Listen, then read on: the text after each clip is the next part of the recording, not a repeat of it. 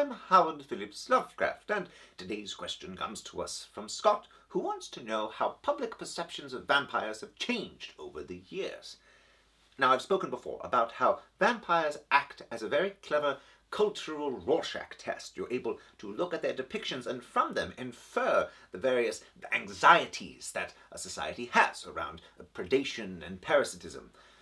But I want to talk about something else with vampires, and that is how our perception of them can be changed by words. For the longest time, vampires were just another form of feral undead predator, like Murnau's Nosferatu would be the best understanding of how they were viewed, just malevolent creatures of the night.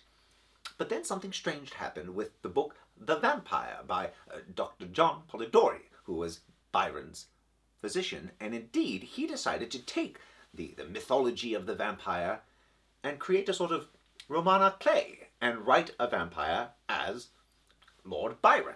Now, this is where we get the idea of vampires as somewhat sophisticated, urbane, somewhat tragic and elegant, and it has changed the world of vampires ever since. Now, to his credit, Bram Stoker, with all of his Herculean efforts, tried to return vampires back to that feral, unfashionable wildness. Dracula himself, with his droopy mustaches and unkempt nails and unfashionable clothing, is a rejection of this, and yet even Dracula himself has, over the years, molded back into that Byronic gentleman until we have all the various sophisticated versions of our imagination through Bela Lugosi, or Christopher Lee, or Frank Langella, and of course, Edward Murphy.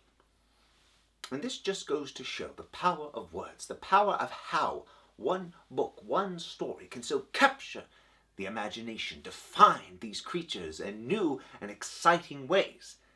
And so when we ourselves sit down to tell stories of monsters and ghouls and indeed vampires, we should not feel constrained by what is a real vampire and what is fanciful undertakings.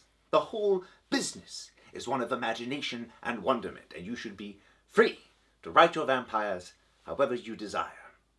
Who knows? Maybe you will reinvent them for the modern age.